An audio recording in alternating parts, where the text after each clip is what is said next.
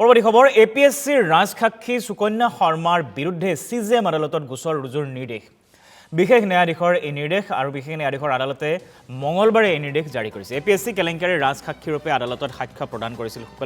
সুকন্যাই আৰু পৰৱৰ্তী সময়ত সেই সাক্ষ্য ভুল সাক্ষ্য হিচাপে প্ৰমাণিত হৈছিল যাৰ বাবে আদালতৰ ৰোষত পৰিছে এতিয়া সুকন্যা শৰ্মা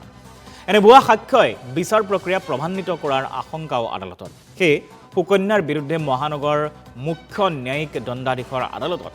গোচৰ ৰুজুৰ নিৰ্দেশ দিয়া হৈছে 5 মেত সুকন্যাক মুখ্য ন্যায়িক দণ্ডাধীশৰ আদালতত হাজিৰ হোৱাৰো নিৰ্দেশ দিছে আদালতে